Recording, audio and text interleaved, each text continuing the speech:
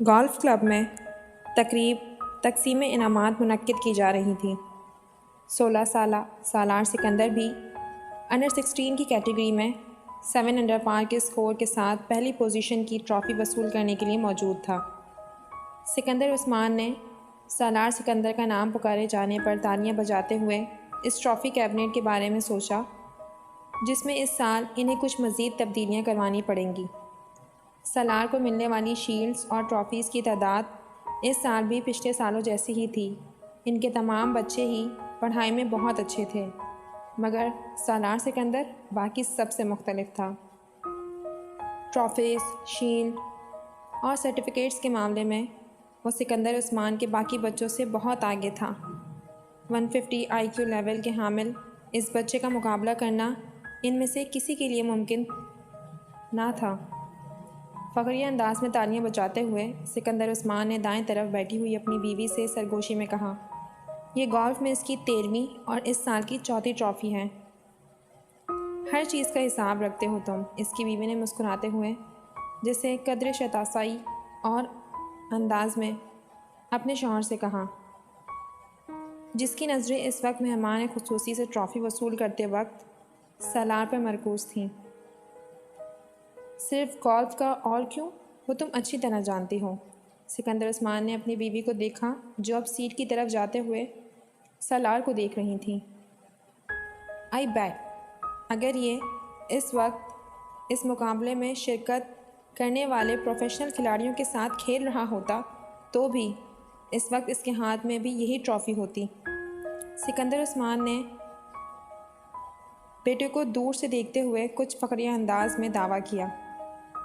سالار اب اپنی سیٹ کے اطراف میں موجود دوسری سیٹوں پر موجود دوسرے انعامات حاصل کرنے والوں سے ہاتھ ملانے میں مصروف تھا۔ ان کی بیوی کو سکندر عثمان کے دعوے پر کوئی حیرانی نہیں ہوئی تھی، کیونکہ وہ جانتی تھیں سالار کے بارے میں یہ ایک باپ کا جذباتی جملہ نہیں تھا، وہ واقعی اتنا ہی غیر معمولی تھا۔ اسے 2 ہفتے پہلے اپنے بھائی زبیر کے ساتھ اسی گولف کورس پر 18 ہول پر کھیلا جانے والا گولف کا میچ یاد آیا۔ رف میں اتفاقاً گر جانے والی ایک بال کو وہ جس صفائی اور مہارت کے ساتھ واپس گرین میں لایا تھا، اس نے زبیر کو محوِ حیرت کر دیا تھا۔ پہلی بار سالار کے ساتھ گولف کھیل رہا تھا، مجھے یقین نہیں آ رہا۔ 18 ہول کے خاتمے تک کسی کو بھی یہ یاد نہیں تھا کہ اس نے یہ جملہ کتنی بار بولا تھا۔ رف سے کھیلے جانے والی اس شاٹ نے اگر اسے محوِ حیرت کیا تھا تو سالار سکندر کے پٹرز نے اسے دم بخود کر دیا تھا۔ گیند کو ہول میں جاتے دیکھ کر اس نے کلب کے سہارے کھڑے کھڑے صرف گردن موڑ کر آنکھوں ہی آنکھوں میں سالار سکندر اور اس کے ہول کے درمیان موجود فاصلے کو ماپا تھا اور جہیزے بے یقینی سے سر ہلاتے سالار کو دیکھا۔ آج سالار صاحب اچھا نہیں کھیل رہے۔ زبیر نے مڑ کر بے یقینی کے عالم میں اپنے پیچھے کھڑے کیڈی کو دیکھا جو گولف کارٹ پکڑے سالار کو دیکھتے ہوئے بڑبڑا رہا تھا۔ ابھی یہ اچھا نہیں کھیل رہا؟ زبیر نے استہزائیہ انداز میں کلب کے کیڈی کو دیکھا۔ ہاں صاحب، ورنہ بال کبھی رف میں نہ جاتی، کیڈی نے بڑی معمول کے انداز میں انہیں بتایا۔ آپ آج یہاں پہلی بار کھیل رہے ہیں اور سالار صاحب پچھلے 7 سال سے یہاں کھیل رہے ہیں، میں اس لیے کہہ رہا ہوں کہ آج وہ اچھا نہیں کھیل رہے۔ کیڈی نے زبیر کی معلومات میں اضافہ کیا اور زبیر نے اپنی بہن کو دیکھا جو فخریہ انداز میں مسکرا رہی تھی۔ اگلی بار میں پوری تیاری کے ساتھ آؤں گا اور اگلی بار کھیل کی جگہ کا انتخاب بھی میں کروں گا۔ زبیر نے کچھ خفت کے عالم میں اپنی بہن کے ساتھ سالار کی طرف جاتے ہوئے دیکھا۔ اینی ٹائم، اینی پلیس، کسی بھی وقت، کسی بھی جگہ، انہوں نے سالار کی طرف سے اپنے بھائی کو پر اعتماد انداز میں چیلنج کرتے ہوئے کہا۔ میں تمہیں اس ویکینڈ پر ٹی اے اور ڈی اے کے ساتھ کراچی بلوانا چاہتا ہوں، انہوں نے سالار کے قریب پہنچ کر ہلکے پھلکے انداز میں کہا۔ سالار مسکرایا، کس لیے؟ میرے بہاف پر تمہیں کراچی چیمبر آف کامرس کے صدر کے ساتھ ایک میچ کھیلنا ہے۔ میں اس بار الیکشنز میں اس سے ہارا ہوں، مگر اگر وہ کسی گولف میچ سے ہار گیا تو اسے ہارٹ اٹیک ہو جائے گا، اور وہ بھی ایک بچے کے ہاتھوں۔ So let's settle the score. وہ اپنے بھائی کی بات پر ہنسی تھیں، مگر سالار کے ماتھے پر چند بل نمودار ہو گئے تھے۔ بچہ؟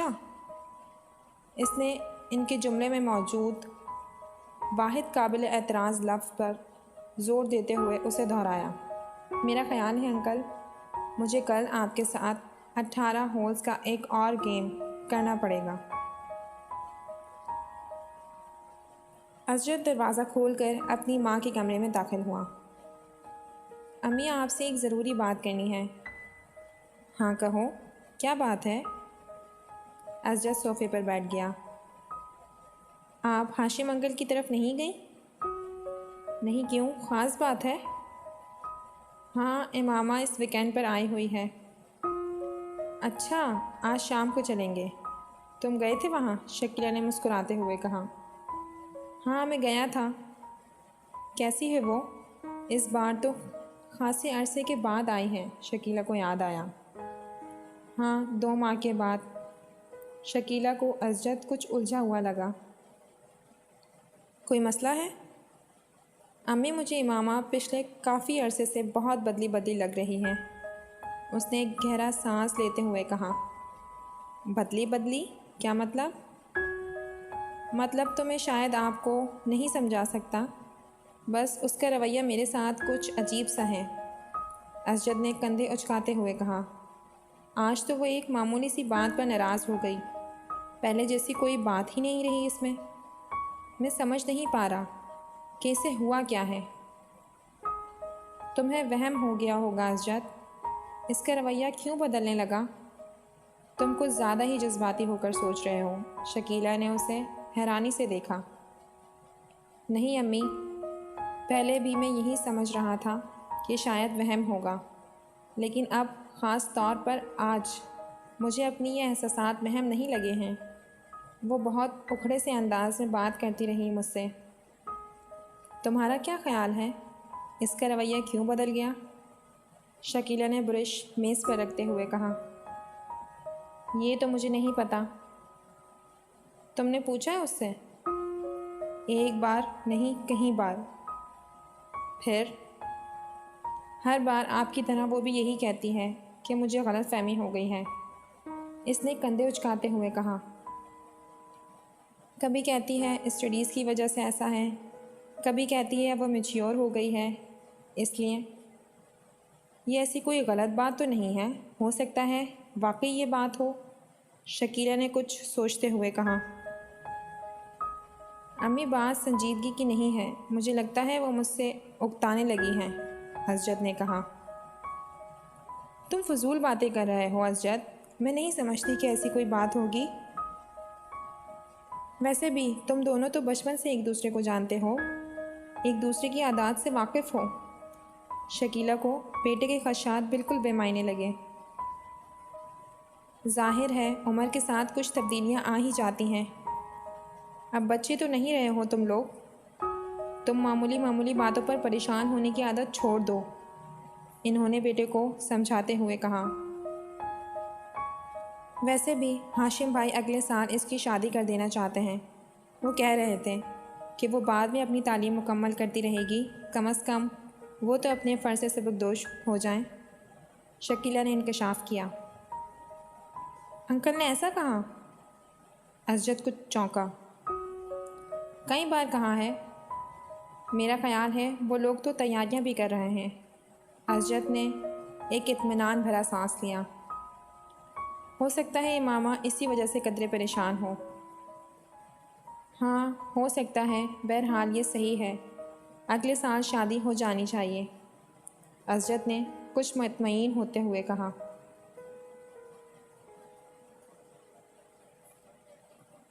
وہ 16-17 سال کا ایک دبلا پتلا مگر لمبا لڑکا تھا۔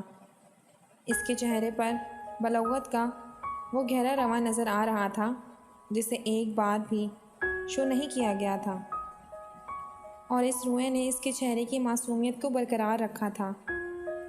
وہ اسپورٹ شرٹس اور ایک ڈھیلی ڈھالی شرٹ پہنے ہوئے تھا۔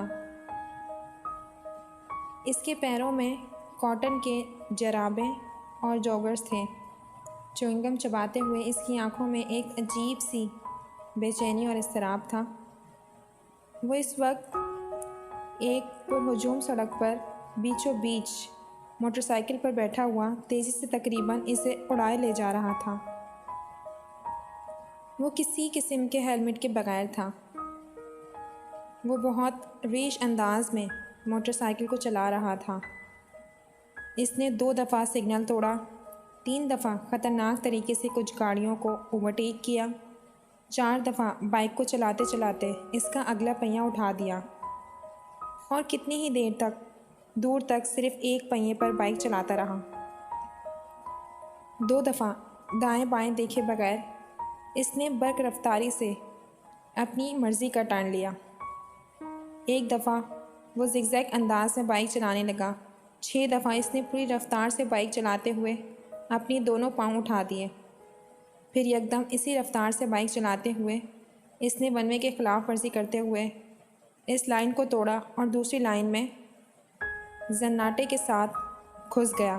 سامنے سے آتی ہوئی ٹریفک کی بریکیں یکدم چرچرانے لگیں۔ اس نے فل اسپیڈ پر بائک چلاتے ہوئے یکدم ہینڈل پر سے اپنے ہاتھ ہٹا دیے۔ بائک پوری رفتار کے ساتھ سامنے سے آنے والی گاڑی کے ساتھ ٹکرائی۔ وہ ایک جھٹکے کے ساتھ ہوا میں بلند ہوا اور پھر کسی چیز پر گرا۔ اسے اندازہ نہیں ہوا، اس کا ذہن تاریک ہو چکا تھا۔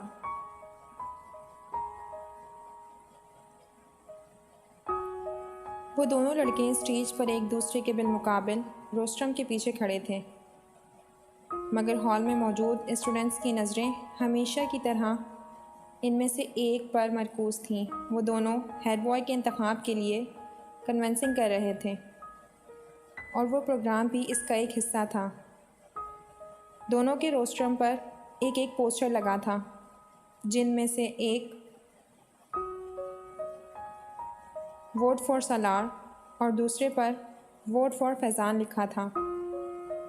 اس وقت فیضان ہیڈ بوائے بن جانے کے بعد اپنے ممکنہ اقدامات کا اعلان کر رہا تھا، جبکہ سالار پوری سنجیدگی کے ساتھ اسے دیکھنے میں مصروف تھا۔ فیضان اسکول کا سب سے اچھا لڑکا مقرر تھا، اور اس وقت بھی وہ اپنے جوش و خطابت کے کمال دکھانے میں مصروف تھا، اور اسے برٹش لہجے میں بات کر رہا تھا جس کے لیے وہ مشہور تھا۔ بہترین ساؤنڈ سسٹم کی وجہ سے اس کی آواز اور انداز دونوں خاصے متاثر کن تھے۔ ہال میں بلا شبہ سکوت طاری تھا، اور یہ خاموشی صرف اسی وقت ٹوٹی جب فیضان کے سپورٹرز اس کے کسی اچھے جملے پر داد دینا شروع ہوتے۔ ہال یکدم تالیوں سے گونج اٹھتا۔ آدھے گھنٹے بعد وہ اپنے لیے ووٹ کی اپیل کرنے کے بعد خاموش ہوا تو ہال میں اگلے کئی منٹ تالیاں اور سیٹیاں بجتی رہیں۔ ان تالیوں میں خود سالار سکندر بھی شامل تھا۔ فیضان نے ایک فاتحانہ نظر ہال پر اور سالار پر ڈالی، اور اسے تالیاں بجاتے دیکھ کر اس نے گردن کے ہلکے سے اشارے سے اسے سراہا۔ سالار سکندر آسان حریف نہیں تھا۔ وہ اچھی طرح جانتا تھا اسٹیج سیکرٹری اب سالار کے لیے اناؤنسمنٹ کر رہا تھا۔ تالیوں کی گونج میں سالار نے بولنا شروع کر دیا۔ Good morning friends. وہ یک لہجہ ٹھہرا۔ فیضان اکبر ایک مقرر کے طور پر یقیناً ہمارے لیے اسکول کا اثاثہ ہیں۔ میں یا دوسرا کوئی بھی ان کے مقابلے میں کسی اسٹیج پر کھڑا نہیں ہو سکتا۔ وہ ایک لمحے کے لیے رکا۔ اس نے فیضان کے چہرے کو دیکھا، جس پر ایک فخریہ مسکراہٹ بھر رہی تھی، مگر سالار کے جملے کے باقی حصے نے اگلے لمحے اس مسکراہٹ کو غائب کر دیا۔ اگر معاملہ صرف باتیں بنانے کا ہو تو ہال میں ہلکی سی کھلکھلاہٹیں ابھر آئیں۔ سالار کے لہجے میں سنجیدگی برقرار تھی، مگر ایک ہیڈ بوائے اور مقرر میں بہت فرق ہوتا ہے۔ مقرر کو باتیں کرنی ہوتی ہیں، ہیڈ بوائے کو کام کرنا ہوتا ہے۔ دونوں کے درمیان ڈوئر اور ٹاکر کا فرق ہوتا ہے، اور great talkers are not great doer. Salar کے سپورٹرز کی تالیوں سے ہال گونج اٹھا۔ میرے پاس فیضان اکبر جیسے خوبصورت لفظوں کی روانی نہیں ہے۔ اس نے اپنی بات جاری رکھی۔ میرے پاس صرف میرا نام ہے اور میرا متاثر کن ریکارڈ، اور مجھے کنونسنگ کے لیے لفظوں کی کوئی دریا نہیں بہانے۔ مجھے صرف اپنے الفاظ کہنے ہیں۔ وہ ایک بار پھر رکا۔ Trust me and vote for me. مجھ پر اعتماد کریں اور مجھے ووٹ دیں۔ اس نے شکریہ ادا کرتے ہوئے جس وقت اپنے مائک کو آف کیا اس وقت ہال تالیوں سے گونج رہا تھا۔ 1 منٹ 40 سیکنڈز میں وہ اسی نپے تلے کیلکولیٹڈ انداز میں بولا تھا جو اس کا خاصا تھا، اور اسی 1.5 منٹ نے فیضان کا تختہ کر دیا تھا۔ اس ابتدائی تعارف کے بعد دونوں امیدواروں سے سوال جواب کا سلسلہ شروع ہوا تھا۔ سالار سکندر ان جوابات میں بھی اتنے ہی اختصار سے کام لے جا رہا تھا جتنا اس نے اپنی تقریر میں لیا تھا۔ اس کا سب سے طویل جواب 4 جملوں پر مشتمل تھا، جبکہ فیضان کا سب سے مختصر جواب بھی 4 جملوں پر مشتمل نہیں تھا۔ فیضان کی فصاحت و بلاغت جو پہلے اس کی خوبی سمجھی جاتی تھی، اس وقت اس اسٹیج پر سالار کے مختصر جوابات کے سامنے چرب زبانی نظر آ رہی تھی، اور اس کا احساس خود فیضان کو بھی ہو رہا تھا۔ جس سوال کا جواب سالار ایک جملے میں دے دیتا، اس کے لیے فیضان کو عادتاً تمید باندھنی پڑتی، اور سالار کا اپنی تقریر میں اس کے بارے میں کیا ہوا تبصرہ وہاں موجود اسٹوڈنٹس کو کچھ اور صحیح محسوس ہوتا کہ ایک مقرر صرف باتیں کر سکتا ہے۔ سالار سکندر کو ہیڈ بوائے کیوں ہونا چاہیے؟ سوال کیا گیا۔ کیونکہ آپ بہترین شخص کا انتخاب چاہتے ہیں، جواب آیا۔ کیا یہ جملہ خود ستائشی نہیں ہے؟ اعتراض کیا گیا۔ نہیں، یہ جملہ خود شناسی ہے۔ اعتراض کو رد کر دیا گیا۔ خود ستائشی اور خود شناسی میں کیا فرق ہے؟ ایک بار پھر چپتے ہوئے لہجے میں پوچھا گیا۔ وہی جو فیضان اکبر اور سالار سکندر میں ہے، سنجیدگی سے کہا گیا۔ اگر آپ کو ہیڈ بوائے نہ بنایا تو آپ کو کیا فرق پڑے گا؟ فرق مجھے نہیں، آپ کو پڑے گا۔ کیسے؟ اگر بہترین آدمی کو ملک کا لیڈر نہ بنایا جائے تو فرق قوم کو پڑتا ہے، اس بہترین آدمی کو نہیں۔ آپ اپنے آپ کو پھر بہترین آدمی کہہ رہے ہیں؟ ایک بار پھر اعتراض کیا گیا۔ کیا اس ہال میں کوئی ایسا ہے جو خود کو برے آدمی کے ساتھ ایکویٹ کرے؟ ہو سکتا ہے ہو۔ پھر میں اس سے ملنا چاہوں گا۔ ہال میں ہنسی کی آوازیں ابھریں۔ ہیڈ بوائے بننے کے بعد سالار سکندر جو تبدیلیاں لائے گا، اس کے بارے میں بتائیں۔ تبدیلیاں بتائی نہیں جاتی، دکھائی جاتی ہیں، اور یہ کام میں ہیڈ بوائے بننے کے بعد بتاؤں گا، اس سے پہلے نہیں۔ چند اور سوال کیے گئے، پھر اسٹیج سیکرٹری نے حاضرین میں سے ایک آخری سوال لیا۔ وہ ایک سری لنکن لڑکا تھا جو کچھ شرارتی انداز میں مسکراتے ہوئے کھڑا ہوا۔ اگر آپ میرے ایک سوال کا جواب دے دیں تو میں اور میرا پورا گروپ آپ کو ووٹ دیں گے۔ سالار اس کی بات پر مسکرایا۔ جواب دینے سے پہلے میں جاننا چاہوں گا کہ آپ کے گروپ کے کتنے لوگ ہیں؟ اس نے پوچھا۔ 6، اس لڑکے نے کہا۔ سالار نے سر ہلایا۔ اوکے، سوال کریں۔ آپ کو کچھ حساب کتاب کرتے ہوئے مجھے بتانا ہے کہ اگر ہم 2,67,895 میں 9,92,852 کو جمع کریں، پھر اس میں 3,99,999 کو تفریق کریں، پھر اس میں 9,19,292 کو جمع کریں، اور اسے وہ سری لنکن لڑکا ٹھہر ٹھہر کر ایک ایک لفظ کاغذ پر لکھا ہوا ایک سوال پوچھ رہا تھا۔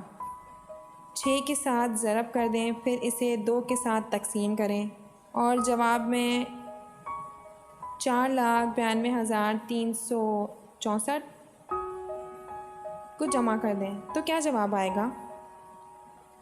وہ لڑکا اپنی بات مکمل نہ کر سکا۔ 81,00,000 42,473 بڑی برق رفتاری کے ساتھ سالار نے جواب دیا۔ اس لڑکے نے کاغذ پر ایک نظر دوڑائی اور پھر کچھ بے یقینی سے سر ہلاتے ہوئے تالیاں بجانے لگا۔ فیضان اکبر کو اس وقت اپنا آپ ایک ایکٹر سے زیادہ نہیں لگا۔ پورا ہال اس لڑکے کے ساتھ تالیاں بجانے میں مصروف تھا۔ فیضان اکبر کو وہ پورا پروگرام ایک مذاق محسوس ہونے لگا۔ 1 گھنٹے کے بعد جب وہ سالار سکندر سے پہلے اس اسٹیج سے اتر رہا تھا تو وہ جانتا تھا کہ وہ مقابلے سے پہلے ہی مقابلہ ہار چکا ہے۔ 150 کے IQ لیول والے اس لڑکے سے اسے زندگی میں اس سے پہلے کبھی اتنا حسد محسوس نہیں ہوا تھا۔ امامہ آپا، آپ لاہور کب جائیں گی؟ وہ اپنے نوٹس کو دیکھے ہوئے چونکی۔ سر اٹھا کر اس نے ساتھ کو دیکھا۔ وہ سائیکل کی رفتار کو اب بالکل آہستہ کیے اس کے گرد چکر لگا رہا تھا۔ کل؟ کیوں؟ تم کیوں پوچھ رہے ہو؟ امامہ نے اپنی فائل بند کرتے ہوئے کہا۔ جب آپ چلی جاتی ہیں تو میں آپ کو بہت مس کرتا ہوں، وہ بولا۔ کیوں؟ امامہ نے مسکراتے ہوئے پوچھا۔ کیونکہ آپ مجھے بہت اچھی لگتی ہیں اور آپ میرے لیے بہت کھلونے لیتی ہیں اور آپ مجھے سیر کروانے لے جاتی ہیں اور آپ میرے ساتھ کھیلتی ہیں، اس لیے، اس نے تفصیلی جواب دیا۔ آپ مجھے اپنے ساتھ لاہور نہیں لے جا سکتی؟ امامہ اندازہ نہیں کر سکی یہ تجویز تھی یا سوال۔ میں کیسے لے جا سکتی ہوں؟ میں تو خود ہاسٹل میں رہتی ہوں۔ تم کیسے رہو گے وہاں؟ امامہ نے کہا۔ ساتھ سائیکل چلاتے ہوئے کچھ سوچنے لگا۔ پھر اس نے کہا، تو پھر آپ جلدی یہاں آیا کریں۔ اچھا، جلدی آیا کروں گی، امامہ نے مسکراتے ہوئے کہا۔ تم ایسا کیا کرو کہ مجھ سے فون پر بات کر لیا کرو، میں فون کیا کروں گی تمہیں۔ ہاں یہ ٹھیک ہے۔ سعد کو اس کی تجویز پسند آئی۔ سائیکل کی رفتار میں اضافہ کرتے ہوئے وہ لان کے لمبے لمبے چکر کاٹنے لگا۔ امامہ بے دہانی کے عالم میں اسے دیکھنے لگی۔ وہ اس کا بھائی نہیں تھا۔ 10 سالہ سعد 5 سال پہلے ان کے گھر آیا تھا۔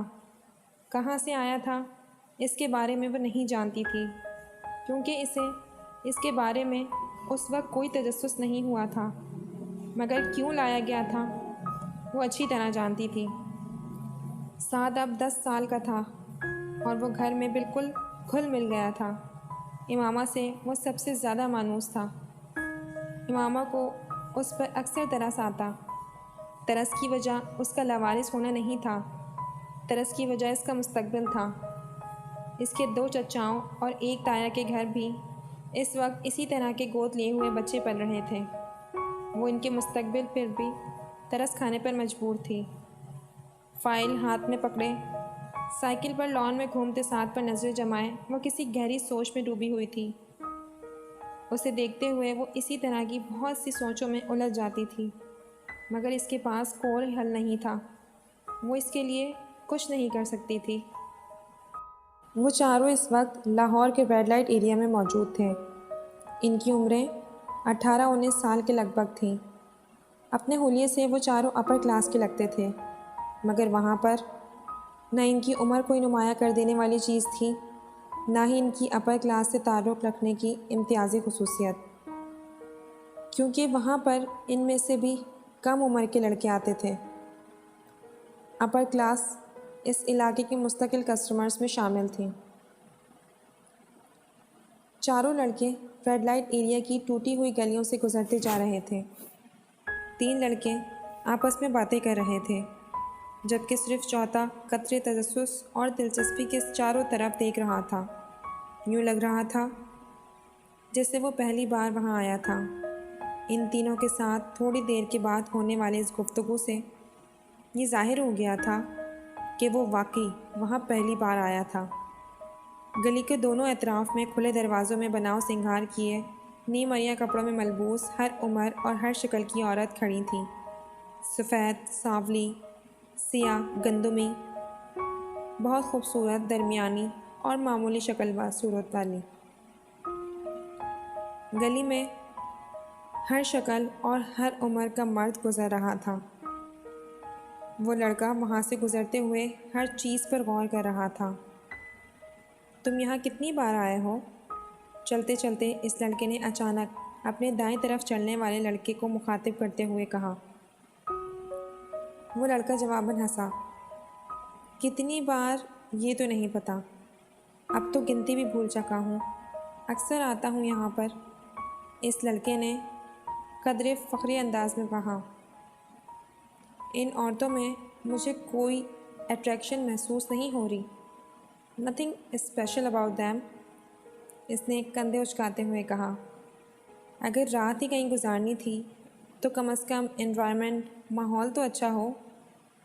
It's a filthy place, such a dirty, یہ تو بہت ہی گندی جگہ ہے۔ اس نے گلی میں موجود گڑھوں اور کوڑے کے ڈھیروں کو دیکھتے ہوئے کچھ ناگواری سے کہا۔ پھر گرل فرینڈس کے ہوتے ہوئے یہاں آنے کی کیا ضرورت ہے؟ اس نے اس بار اپنی بھویں اچکاتے ہوئے کہا تھا۔ اس جگہ کا اپنا ایک چارم ہے، گرل فرینڈس اور یہاں کی عورتوں کا کوئی مقابلہ نہیں ہے۔ گرل فرینڈس اس طرح کے ڈانس تو نہیں دکھا سکتی جو ابھی کچھ دیر بعد تم دیکھو گے۔ تیسرا لڑکا ہنسا۔ اور پھر پاکستان کی جس بڑی ایکٹریس کا ڈانس دکھانے ہم تمہیں لے جا رہے ہیں وہ تو بس۔ دوسرے لڑکے کی بات پہلے لڑکے نے کاٹ دی۔ اس کا ڈانس تو تم پہلے بھی دکھا چکے ہو۔ ارے وہ کچھ بھی نہیں تھا، بھائی کی شادی پر ایک مجرا کیا تھا، مگر یہاں تو بات ہی کچھ اور ہوتی ہے۔ وہ ایکٹریس تو ایک پوش علاقے میں رہتی ہے، پھر یہاں کیوں آتی ہے؟ پہلے لڑکے نے کچھ غیر مطمئن انداز میں اس سے پوچھا۔ یہ تم آج خود اس سے پوچھ لینا، میں کبھی اس سے اس طرح کے سوال نہیں کرتا۔ دوسرے لڑکے کی بات پر باقی دو لڑکے ہنسے، مگر تیسرا اسی طرح چپتی ہوئی نظروں سے اسے دیکھ رہا تھا۔ ان کا سفر بالآخر اس اگلی گلی کے آخر میں ایک عمارت کے سامنے ختم ہو گیا۔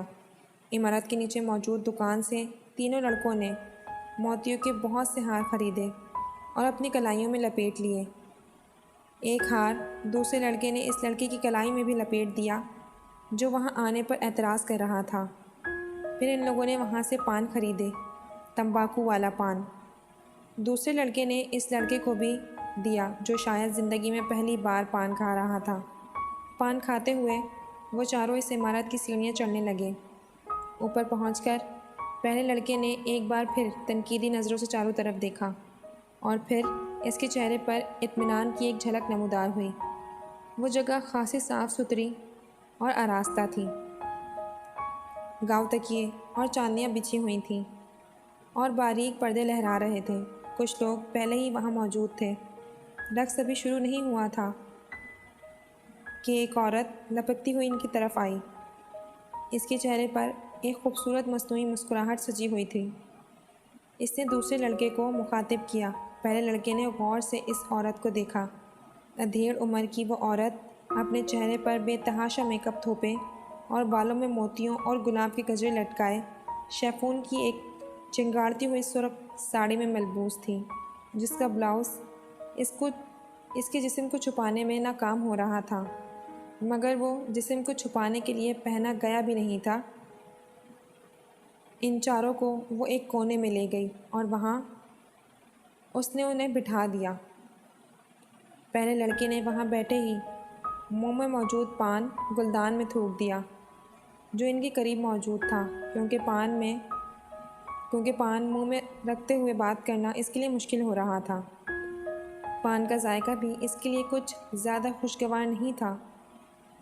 تینوں لڑکے وہاں بیٹھ کر مدھم آواز میں باتیں کرنے لگے، جبکہ پہلا لڑکا اس ہال کے چاروں طرف موجود گاؤں تکیوں سے ٹیک لگائے ہوئے لوگوں کو دیکھتا رہا، جن میں سے کچھ اپنے سامنے شراب کی بوتلیں اور نوٹوں کی گڈیاں رکھے بیٹھے تھے۔ ان میں سے اکثریت سفید لٹھے کے کلف لگے کپڑوں میں ملبوس تھی۔ اس نے عید کے اجتماعات کے علاوہ آج پہلی بار کسی اور جگہ پر سفید لباس پہننے والوں کا اتنا بڑا اجتماع دیکھا تھا۔ خود وہ اپنے ساتھیوں کے ساتھ سیاہ جینس اور اسی رنگ کی آدھی بازو والی ٹی شرٹ میں ملبوس تھا۔ ان کی عمر کے کچھ اور لڑکے بھی وہاں انہی کی طرح جینس اور ٹی شرٹ میں ملبوس تھے۔ تھوڑی دیر بعد ایک اور عورت اسی طرح چٹکتے چنگارتے رنگے والے کپڑوں میں ملبوس وہاں آ کر ہال کے درمیان بیٹھ کر ایک غزل سنانے لگی تھی۔ اس کے ساتھ کچھ سازندے بھی تھے۔ 2 غزلیں سنانے اور اپنے اوپر چھالنے جانے والے کچھ نوٹ اٹھا کر وہ خاصی خوش اور مطمئن واپس چلی گئی، اور اس کے جانے کے بعد فوراً ہی فلم انڈسٹری کی وہ ایکٹریس ہال میں داخل ہوئی، اور ہال میں موجود ہر مرد کی نظر اس سے جیسے چپک کر رہ گئی تھی۔ اس نے ہال میں باری باری چاروں طرف گھوم کر ہر ایک کو سر کے اشارے سے خوش آمدید کہا تھا۔ سازندوں کو اس بار کسی تکلیف کا سامنا نہیں کرنا پڑا تھا۔ کیسٹ پلیئر پر باری باری چند ہیجانے انگیز گانے لگائے گئے تھے، جن پر اس عورت نے اپنا رقص پیش کرنا شروع کیا تھا، اور کچھ دیر پہلے کی خاموشی یکدم ختم ہو گئی تھی۔ چاروں طرف موجود مرد اس عورت کو داد و تحسین پیش کرنے کے ساتھ ساتھ شراب نوشی میں مصروف تھے۔ ان میں سے کچھ جو زیادہ جوش میں آ رہے تھے وہ اٹھ کر اس ایکٹریس کے ساتھ ڈانس کرنے میں بھی مصروف ہو جاتے۔ ہال میں وہ واحد شخص جو اپنی جگہ سے کسی حرکت کے بغیر بے تاثر چہرے کے ساتھ بیٹھا تھا وہ وہی لڑکا تھا، مگر اس کے باوجود یہ اندازہ لگانا مشکل نہیں تھا کہ وہ ایکٹریس کے رقص سے خاصا محظوظ ہو رہا تھا۔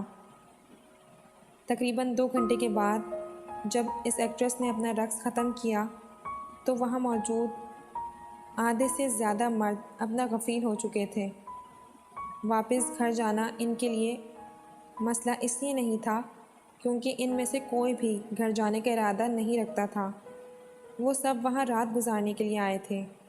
ان چاروں نے بھی رات وہاں گزاری۔ اگلے دن وہاں سے واپسی پر گاڑی میں دوسرے لڑکے نے جمائی لیتے ہوئے پہلے لڑکے سے پوچھا، جو اس وقت لاپرواہی سے گاڑی سے باہر دیکھنے میں مصروف تھا، کیسا رہا تجربہ؟ اچھا تھا، پہلے لڑکے نے کندھے اچکاتے ہوئے کہا۔ بس اچھا تھا اور کچھ نہیں؟ تم بھی بس۔ اس نے قدرے ناراضگی کے عالم میں بات ادھوری چھوڑ دی۔ کبھی کبھار جانے کے لیے اچھی جگہ ہے، اس کے علاوہ اور کیا کہہ سکتا ہوں، مگر سم تھنگ اسپیشل والی کوئی بات نہیں ہے۔ میری گرل فرینڈس اس لڑکی سے بہتر ہیں جس کے ساتھ میں نے رات گزاری ہے، اس لڑکے نے 2 ٹوک انداز میں کہا۔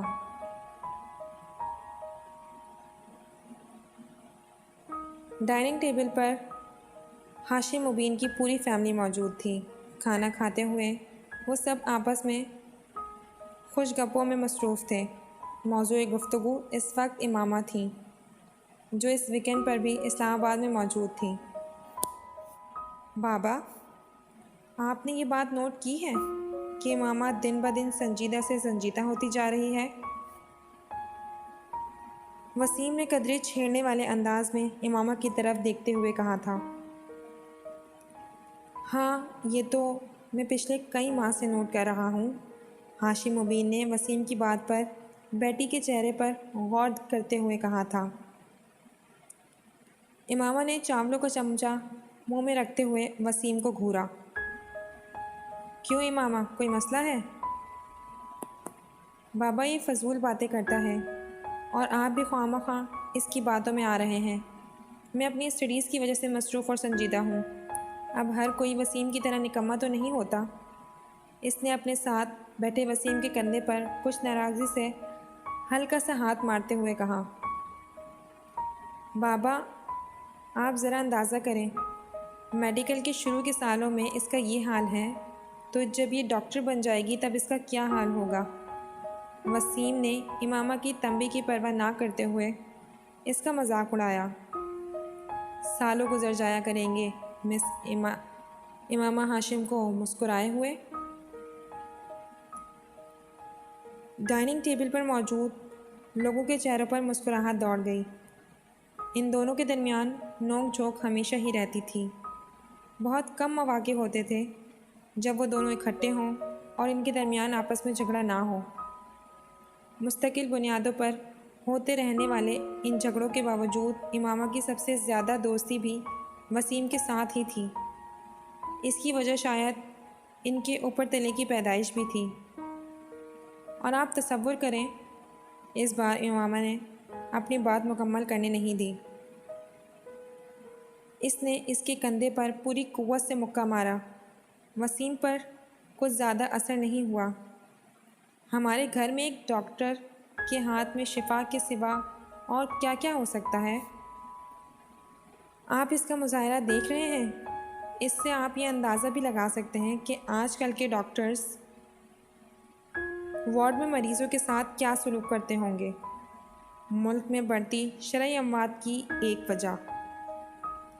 بابا اس کو منع کریں، امامہ نے بالآخر ہتھیار ڈالتے ہوئے ہاشم مبین سے کہا۔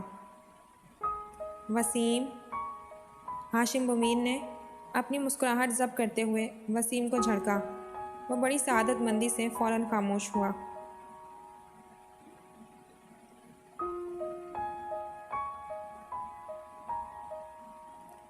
اس نے پورے لفافے کو گرائنڈر میں خالی کر دیا اور پھر اسے بند کر کے چلا دیا۔ خانسامہ اسی وقت اندر آیا۔ چھوٹے صاحب، لائیں میں آپ کی مدد کر دوں۔ وہ اس وقت بڑھا مگر اس نے ہاتھ کے اشارے سے اسے روک دیا۔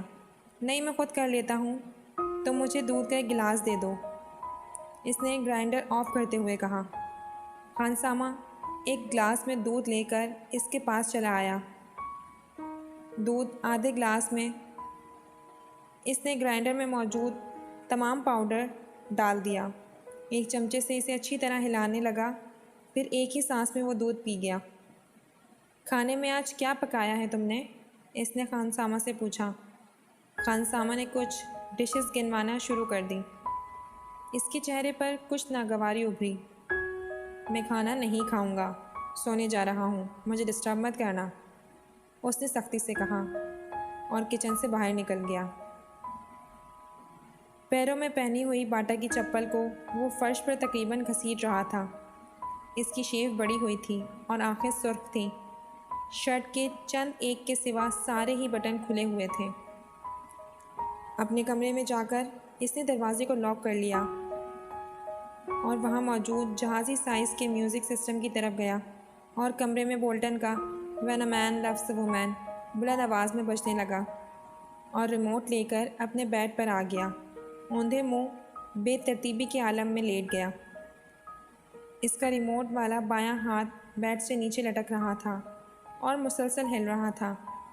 اس کے دونوں پاؤں بھی میوزک کے ساتھ گردش میں تھے۔ کمرے میں بیڈ اور اپنے حلیے کے علاوہ ہر چیز اپنی جگہ پر تھی۔ کہیں پر کچھ بھی بے ترتیب نہیں تھا، کہیں پر گرد کا ایک ذرہ تک نظر نہیں آ رہا تھا۔ میوزک سسٹم کے پاس موجود دیوار شیلف میں تمام آڈیو اور ویڈیو کیسٹس بڑے اچھے طریقے سے لگی ہوئی تھیں۔ ایک دوسری دیوار میں موجود ریکس پر کتابوں کی ایک بڑی تعداد موجود تھی۔ کونے میں پڑی ہوئی کمپیوٹر ٹیبل سے عیاں تھا کہ اسے استعمال کرنے والا بہت آرگنائز ہے۔ کمرے کی مختلف دیواروں پر بالی ووڈ اور ہالی ووڈ کی ایکٹریس اور وہاں کے بینڈز کے پوسٹرز لگے تھے۔ باتھ روم کے دروازے اور کمرے کی کھڑکیوں کے شیشوں پر پلے بوائے میگزینز کے کاٹی گئی کچھ ماڈلز کی نیوڈ تصویریں جیسے سجایا گیا تھا۔ کمرے میں پہلی بار داخل ہونے والا دروازہ کھولتے ہی بہت بری طرح چونکتا، کیونکہ بالکل سامنے کھڑکیوں کے شیشے پر موجود وہ تصویریں چند لمحوں کے لیے دیکھنے والے کو تصویریں نہیں بلکہ اصل لڑکیاں نظر آتیں۔ ان تصویروں کو وہاں لگاتے ہوئے ترتیب کا خاص خیال رکھا گیا تھا۔ میوزک سسٹم جس دیوار کے ساتھ موجود تھا، اس دیوار کے ایک کونے میں دیوار پر ایک الیکٹرک گٹار لٹکایا گیا تھا۔ اسی کونے میں ایک کی بورڈ بھی اسٹینڈ رکھا ہوا تھا۔ دیوار پر گٹار سے کچھ فاصلے پر پیکولو، فلوٹ اور اوبوی کے لٹکائے گئے تھے۔ اس کمرے کے مکین کو یقیناً میوزک سے گہری دلچسپی تھی۔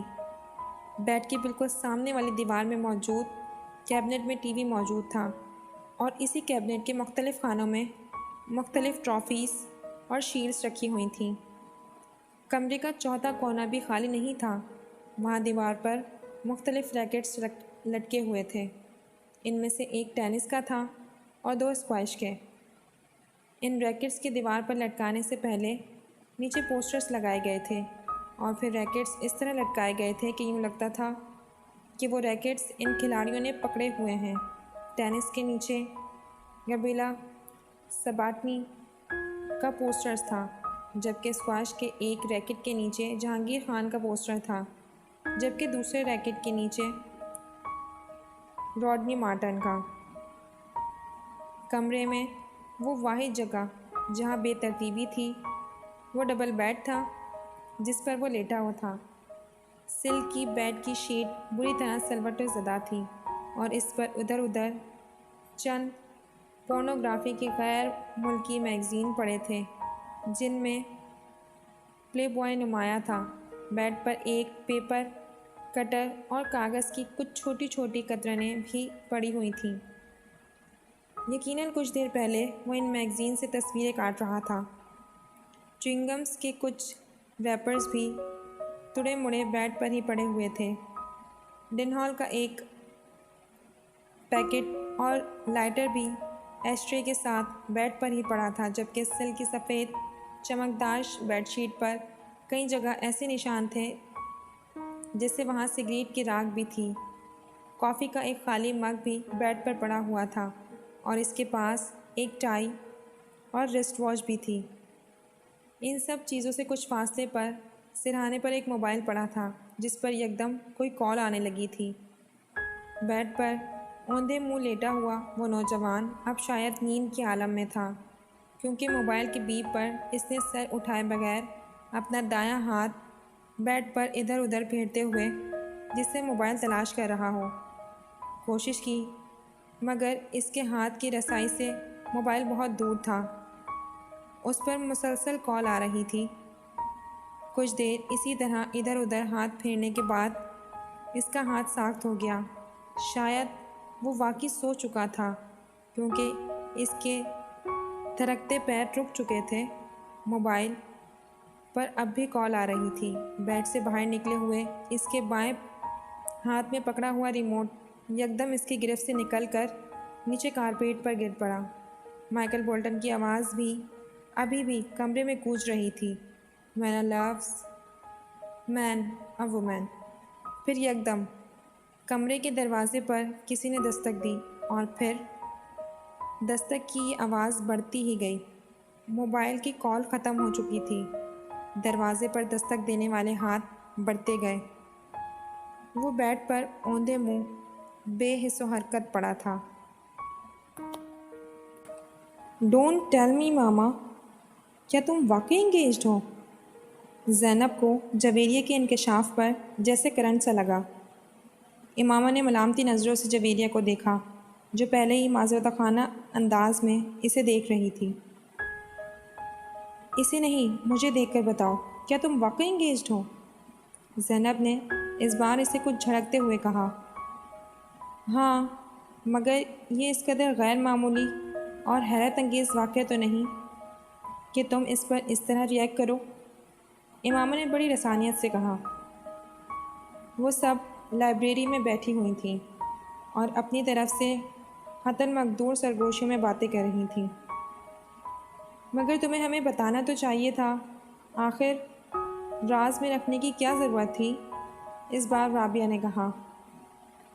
"راز میں تو نہیں رکھا، بس یہ کوئی اتنا اہم واقعہ نہیں تھا کہ تمہیں بتاتی، اور پھر تم لوگوں سے میری دوستی تو اب ہوئی ہے جبکہ اس منگنی کو کئی سال گزر چکے ہیں"۔ امامہ نے وضاحت کرتے ہوئے کہا۔ "کئی سال سے کیا مراد ہے تمہاری؟" "میرا مطلب ہے 2-3 سال"۔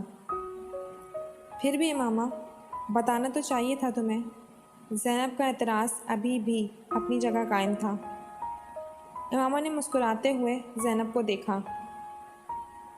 "اب کروں گی تو اور کسی کو بتاؤں یا نہ بتاؤں، تمہیں ضرور بتاؤں گی"۔ "ویری فنی"، زینب نے اسے گھورتے ہوئے کہا۔ "اور کچھ نہیں تو تم ہمیں کوئی تصویر وغیرہ ہی لا کر دکھا دو موصوف کی۔ ہے کون، نام کیا ہے، کیا کرتا ہے"۔ رابعہ ہمیشہ کی طرح ایک ہی سانس میں سوال پر سوال کر ڈالے۔ "فرسٹ کزن ہے، اسجد نام ہے"۔ امامہ نے رک رک کر کچھ سوچتے ہوئے کہا۔ MBA کیا ہے اس نے اور بزنس کرتا ہے۔ شکل و صورت کیسی ہے؟ اس بار زینب نے پوچھا۔ امامہ نے غور سے اس کے چہرے کو دیکھا۔ ٹھیک ہے۔ ٹھیک ہے؟ میں تم سے پوچھ رہی ہوں، لمبا ہے، ڈارک ہے، ہینڈسم ہے؟ اس بار امامہ مسکراتے ہوئے کچھ کہے بغیر زینب کو دیکھتی رہیں۔ امامہ نے اپنی پسند سے یہ منگنی کی ہے، وہ اچھا خاصا گڈ لکنگ ہے، جویریہ نے اس بار امامہ کی طرف سے جواب دیتے ہوئے کہا۔ ہاں، ہمیں اندازہ کر لینا چاہیے تھا، آخر وہ امامہ کا فرسٹ کزن ہے۔ اب امامہ تمہارا اگلا کام یہ ہے کہ تم ہمیں اس کی تصویر لا کر دکھاؤ، زینب نے کہا۔ نہیں، اس سے پہلے کا ضروری کام یہ ہے کہ تم ہمیں کچھ کھلانے پلانے لے چلو، رابعہ نے مداخلت کرتے ہوئے کہا۔ فی الحال تو یہاں سے چلیں، ہاسٹل جانا ہے مجھے۔ امامہ یک دم اٹھ کر کھڑی ہو گئی تو وہ بھی اٹھ گئیں۔ مسز جویریہ، تم نے یہ بات پہلے کیوں نہیں بتائی؟ ساتھ چلتے ہوئے زینب نے جویریہ سے پوچھا۔ بھائی، امامہ نہیں چاہتی تھی، اس لیے میں نے کبھی اس موضوع پر بات نہیں کی، جویریہ نے معذرت خانہ انداز میں کہا۔ امامہ نے مڑ کر ایک بار پھر جویریہ کو گھورا۔ اس کی نظروں میں تنبیہ تھی۔ امامہ کیوں نہیں چاہتی تھی؟ میری منگنی ہوئی ہوتی تو میں شور مچاتی ہر جگہ، وہ بھی اس صورت میں جب یہ میری اپنی مرضی سے ہوتی، زینب نے بلند آواز میں کہا۔ امامہ اس بار کسی رد عمل کا اظہار نہیں کر سکی تھی۔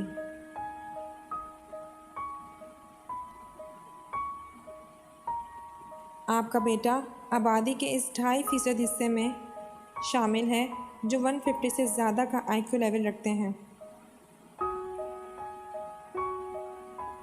اس IQ لیول کے ساتھ جو کچھ وہ کر رہا ہے وہ غیر معمولی صحیح مگر غیر متوقع نہیں ہے۔ اس غیر ملکی اسکول میں سالار کو جاتے ہوئے ابھی صرف 1 ہفتہ ہوا تھا جب سکندر عثمان اور ان کی بیوی کو وہاں بلوایا گیا تھا۔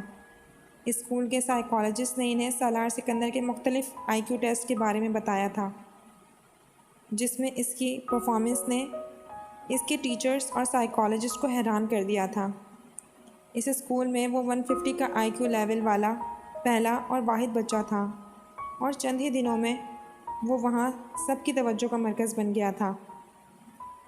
سکندر عثمان اور ان کی بیوی سے ملاقات کے دوران سائیکالوجسٹ کو اس کے بچپن کے بارے میں کچھ اور کھوج لگانے کا موقع ملا۔ وہ کافی دلچسپی سے سالار کے کیس کو اسٹڈی کر رہا تھا اور دلچسپی کی یہ نوعیت پروفیشنل نہیں، ذاتی تھی۔ اپنے کیریئر میں وہ پہلی بار اس IQ کے بچے کا سامنا کر رہا تھا۔ سکندر عثمان کو آج بھی وہ دن اچھی طرح یاد تھا۔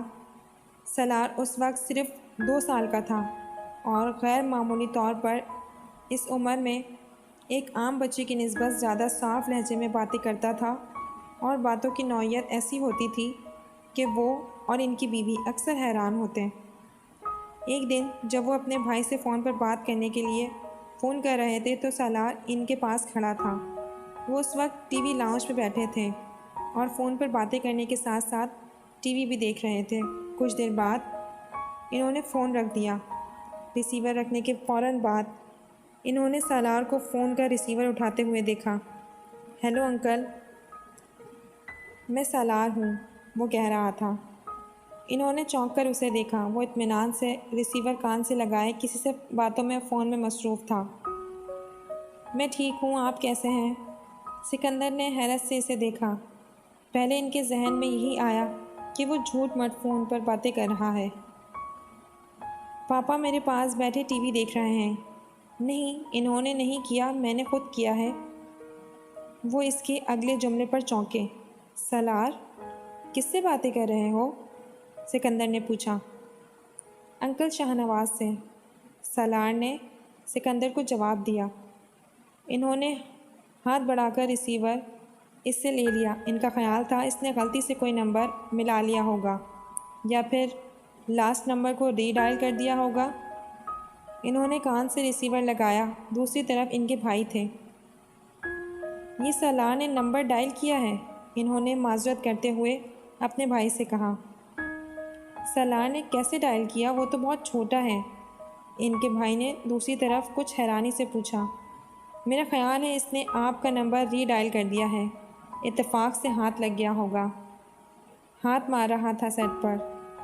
انہوں نے فون بند کر دیا اور ریسیور نیچے رکھ دیا۔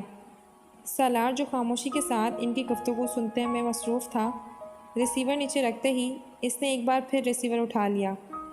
اس بار سکندر عثمان اسے دیکھنے لگے۔ وہ بالکل کسی میچور آدمی کی طرح ایک بار پھر شاہ نواز کا نمبر ڈائل کر رہا تھا، اور بڑی روانی کے ساتھ وہ ایک لمحے کے لیے دم بخود رہ گئے۔ 2 سال کے بچے سے انہیں یہ توقع نہیں تھی۔ انہوں نے ہاتھ بڑھا کر کریڈل دبا دیا۔ سالار، تمہیں شاہ نواز کا نمبر معلوم ہے؟ انہوں نے حیرانی کے ساتھ اس جھٹکے سے سنبھلتے ہوئے کہا۔ ہاں، بڑے اطمینان سے جواب دیا گیا۔ کیا نمبر ہے؟ اس نے بھی روانی کے ساتھ وہ نمبر دہرایا۔ وہ اس کا چہرہ دیکھنے لگے۔ انہیں اندازہ نہیں تھا کہ وہ گنتی کے اعداد سے واقف ہوگا، اور پھر وہ نمبر۔ تمہیں یہ نمبر کس نے سکھایا؟ میں نے خود سیکھا ہے۔ کیسے؟ ابھی آپ نے ملایا تھا، سالار نے ان کو دیکھتے ہوئے کہا۔ تمہیں گنتی آتی ہے؟ ہاں۔ کہاں تک؟ 100 تک۔ سناؤ۔ وہ مشین کی طرح شروع ہو گیا۔ ایک ہی سانس میں اس نے انہیں 100 تک گنتی سنا دی۔ سکندر عثمان کے پیٹ میں بل پڑنے لگے۔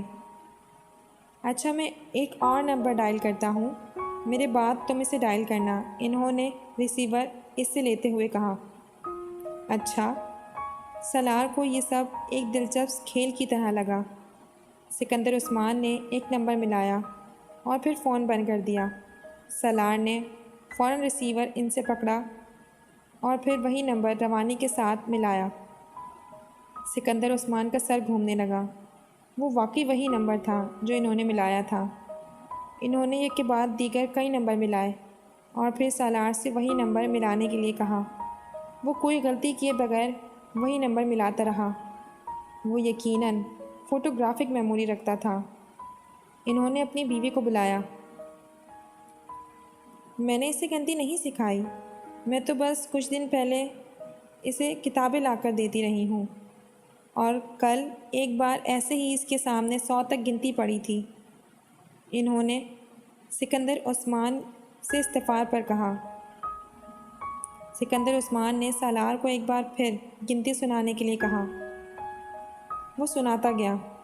ان کی بیوی ہکا بکا اسے دیکھتی رہی۔ دونوں میاں بیوی کو یہ اندازہ ہو گیا تھا کہ ان کا بچہ ذہنی اعتبار سے غیر معمولی صلاحیتیں رکھتا ہے، اور یہی وجہ تھی کہ ان دونوں نے اپنے باقی بچوں کی نسبت اسے جلدی اسکول میں داخلہ کروا دیا تھا، اور اسکول میں بھی وہ اپنی غیر معمولی صلاحیتوں کی وجہ سے بہت جلد ہی دوسروں کی نظروں میں آ گیا تھا۔ اس بچے کو آپ کی خاص توجہ کی ضرورت ہے۔ عام بچوں کی نسبت ایسے بچے زیادہ حساس ہوتے ہیں۔ اگر آپ اس کی اچھی تربیت کرنے میں کامیاب ہو گئے تو یہ بچہ آپ کے اور آپ کے خاندان کے لیے ایک سرمایہ ہوگا، نہ صرف خاندان کے لیے بلکہ آپ کے ملک کے لیے بھی۔ سکندر عثمان اور ان کی بیوی اس غیر ملکی سائیکالوجسٹ کی باتیں بڑے فخریہ انداز میں سنتے رہے۔ اپنے دوسروں بچوں کے مقابلے وہ سالار سکندر کو زیادہ اہمیت دینے لگے۔ وہ ان کی سب سے چہیتی اولاد تھا اور انہیں اس کی کامیابیوں پر فخر تھا۔ اسکول میں ایک ٹرم کے بعد اسے اگلی کلاس میں پروموٹ کر دیا گیا، اور دوسری ٹرم کے بعد اس سے اگلی کلاس میں، اور اس وقت پہلی بار سکندر عثمان کو کچھ تشویش ہونے لگی۔ وہ نہیں چاہتے تھے سالار 8-10 سال کی عمر میں جونیئر یا سینئر کیمبرج کر لیتا، مگر جس رفتار سے وہ ایک کلاس سے دوسری کلاس میں جا رہا تھا، یہی ہونا تھا۔ میں چاہتا ہوں آپ میرے بیٹے کو اب پورے 1 سال بعد ہی اگلی کلاس میں پروموشن کریں۔ میں نہیں چاہتا وہ اتنی جلدی اتنے اب نارمل طریقے سے اپنا اکیڈمک کیریئر ختم کر لے۔ آپ اس کی سبجیکٹس اور ایکٹیویٹیز بڑھا دیں، مگر اسے نارمل طریقے سے ہی پروموٹ کریں۔ ان کے اصرار پر سالار کو دوبارہ 1 سال کے اندر ڈبل یا ٹرپل پروموشن نہیں دیا گیا۔ اس کے ٹیلنٹ کو اسپورٹس اور دوسری چیزوں کے ذریعے چیلنجائز کیا گیا۔ شطرنج، ٹینس، گولف اور میوزک وہ 4 شعبے تھے جن میں اسے سب سے زیادہ دلچسپی تھی، مگر اس کا یہ مطلب نہیں تھا کہ وہ خود کو صرف ان 4 چیزوں تک محدود رکھتا۔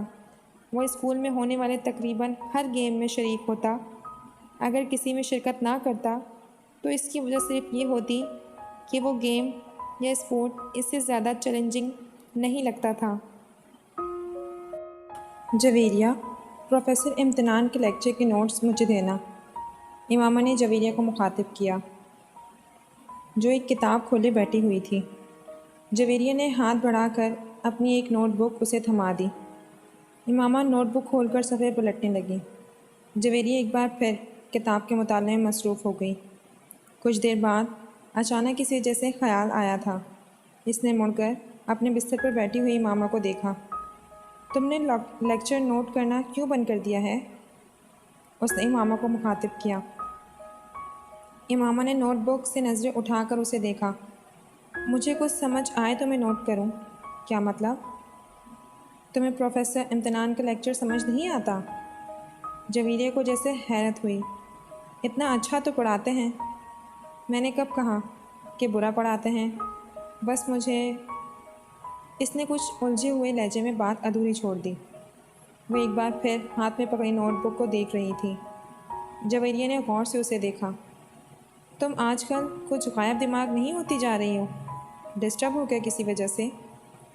جویریہ نے اپنے سامنے رکھی کتاب بند کرتے ہوئے بڑے ہمدردانہ لہجے میں اس سے کہا۔ ڈسٹرب؟ وہ بڑبڑائی۔ نہیں، ایسی تو کوئی بات نہیں ہے۔ تمہاری آنکھوں کے گرد حلقے بھی پڑے ہوئے ہیں۔ کل رات شاید 3:30 کا وقت تھا جب میری آنکھ کھلی اور تم اس وقت بھی جاگ رہی تھی۔ میں پڑھ رہی تھی، اس نے مدافعانہ لہجے میں کہا۔ نہیں، صرف کتاب اپنے سامنے رکھی بیٹھی ہوئی تھی، مگر کتاب پر نظر نہیں تھی تمہاری۔ جویریہ نے اس کا عذر رد کرتے ہوئے کہا۔ تمہیں کوئی مسئلہ تو نہیں ہے؟ کیا مسئلہ ہو سکتا ہے مجھے؟ پھر تم اتنی چپ چپ کیوں رہنے لگی ہو؟ جویریہ نے اس کی ٹال مٹول سے متاثر ہوئے بغیر بولی۔ نہیں، میں کیوں چپ چپ رہوں گی؟ امامہ نے مسکرانے کی کوشش کی۔ میں تو پہلے کی طرح ہی بولتی ہوں۔ صرف میں ہی نہیں، باقی سب بھی تمہاری پریشانی کو محسوس کر رہے ہیں۔ جویریہ سنجیدگی سے بولی۔ کوئی بات نہیں ہے، صرف اسٹڈیز کی ٹینشن ہے مجھے۔ میں یقین نہیں کر سکتی، ہم بھی تمہارے ساتھ ہیں۔ تمہیں ہم سے زیادہ ٹینشن تو نہیں ہو سکتی؟ جویریہ نے سر ہلاتے ہوئے کہا۔ امامہ نے گہرا سانس لیا۔ وہ اب زچ ہو رہی تھی۔ تمہارے گھر میں تو خیریت ہے نا سب؟ ہاں ہاں، بالکل خیریت ہے۔ اسجد کے ساتھ تو کوئی جھگڑا نہیں ہوا؟ اسجد کے ساتھ جھگڑا کیوں ہوگا؟ امامہ نے اس کے انداز میں پوچھا۔ پھر بھی اختلافات تو ایک بہت ہی… جویریہ کی یہ بات اس نے درمیان میں ہی کاٹ دی۔ جب کہہ رہی ہوں کہ کوئی مسئلہ نہیں ہے تو تمہیں یقین کیوں نہیں آ رہا؟ اتنے سالوں سے کون سی ایسی بات ہے جو میں تم سے شیئر نہیں کی یا تم سے چھپاتی آئی ہوں؟ پھر بھی تم اس طرح مجھے مجرم سمجھ کر تفتیش کیوں کر رہی ہو؟ اب وہ خفا ہو رہی تھی۔ جویریہ گڑبڑا گئی۔ یقین کیوں نہیں کروں گی؟ میں تو صرف اس لیے اصرار کر رہی تھی کہ شاید تم مجھ سے اس لیے اپنا مسئلہ نہیں بتا رہی کہ میں پریشان نہ ہو جاؤں، اور تو کوئی بات نہیں ہے۔ جویریہ نے کچھ نادم سی ہو کر اس کے پاس سے اٹھ کر واپس اپنی اسٹڈی ٹیبل کے سامنے جا بیٹھی۔ اس نے ایک بار پھر وہ کتاب کھول لی جسے وہ پہلے پڑھ رہی تھی۔ کافی دیر تک کتاب پڑھنے کے بعد اس نے ایک جمائی لی اور گردن موڑ کر لاشعوری طور پر امامہ کو دیکھا۔ وہ دیوار سے ٹیک لگائے اس کی نوٹ بک کھولے بیٹھی تھی، مگر اس کی نظریں نوٹ بک پر نہیں تھیں۔ وہ سامنے والی دیوار پر نظریں جمائی بیٹھی تھی۔ اس نے گاڑی نہر کے پل سے کچھ فاصلے پر کھڑی کر دی، پھر ڈگی سے ایک بوری اور رسی نکالی۔ وہ بوری کو کھینچتے ہوئے اس پل کی طرف بڑھتا رہا۔ پاس سے گزرنے والے کچھ راہگیروں نے اسے دیکھا، مگر وہ رکا نہیں۔ اوپر پہنچ کر اس نے اپنی شرٹ اتار کر نہر میں پھینک دی۔ چند لمحوں میں اس کی شرٹ بہتے ہوئے پانی کے ساتھ غائب ہو چکی تھی۔